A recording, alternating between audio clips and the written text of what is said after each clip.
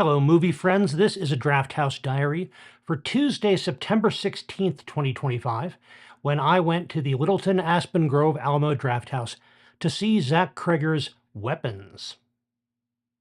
Weapons is a fascinating fractal of a movie. It is a whole and an expert implementation of a clear and complete vision. It's also a movie that could be cleanly divided into two halves, each of which stands very solidly.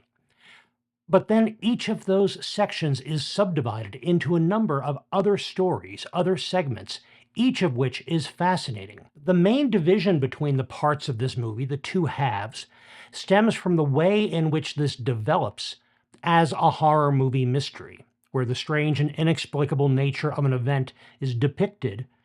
We see characters' reactions to this event, and then in part two, we start to learn some of the causes and explanations. But the more detailed fractal nature of the movie comes from the way in which that first half is presented as individual chapters, each shown from a specific character's point of view. And this is not a Rashomon kind of story where we are being shown that each character has a different memory or a different interpretation of an event that all of them witnessed.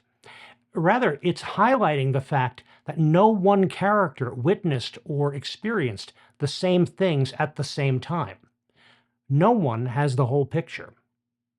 Ultimately, we get the story that we would have known as omniscient observers, but a more complete picture than any one character ever has.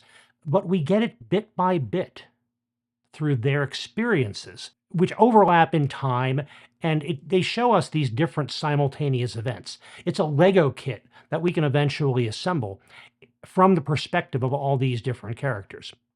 The event in question involves the mysterious nighttime disappearance of an entire class of third grade students, or rather all of the students in the class except one.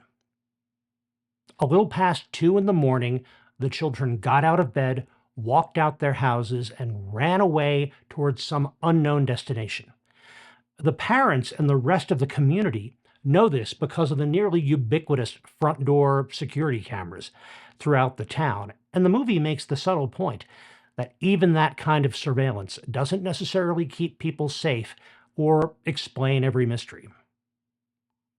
The movie develops through various characters' emotional reactions to what has happened, and for some of them, their efforts to unravel that mystery.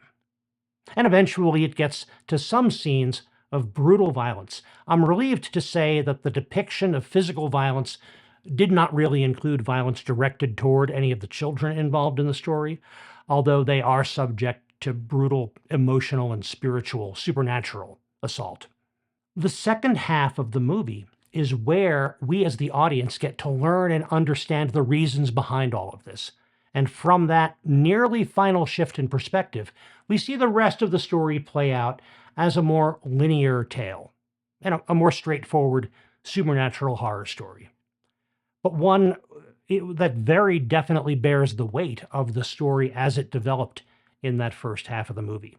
The cast was all quite good, including Julia Garner and Josh Brolin, and Gary Christopher, who plays the one little third grader who did not disappear, carries the second half of that movie with remarkable talent and presence. This was not a pleasant movie to watch, and it doesn't come to a truly satisfying conclusion the way some horror movies can. But it is remarkable, and it's well worth seeing if you're not turned off by the genre and the subject matter. Other parts of my trip to the Alamo. The Alamo pre-show was made for this movie, and as you might expect, it was heavy on trailers for horror movies featuring children. Children of the Corn, Children of the Damned, Island of the Damned. I don't think it included the original Village of the Damned, surprisingly. It also had some music videos, an old-time cinema promo for a Schools Out summer special, a stage variety show featuring kids dancing in superhero costumes and singing in Spanish. And to honor the weird way in which the children in Weapons ran away from their houses, There were also some fun Naruto references. A local news story about the planned Naruto run to Area 51, in which some saucer enthusiasts plan to storm the secret alien base. And also a collage compilation of Naruto himself running through classic movie scenes. And we also got a piece about Zach Cregger's time in the sketch comedy group The Whitest Kids You Know. For dinner, I got the Carnivore pizza, which, as usual, was very good. Sometimes that pizza, it's not as crisp as I would like it to be, but this time it was.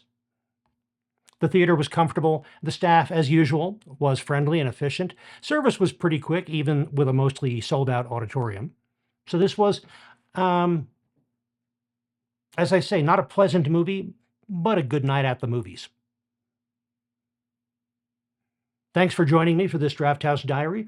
I'll be back soon with more. In the meantime, enjoy your movies, and when you do, stay till the end of the credits.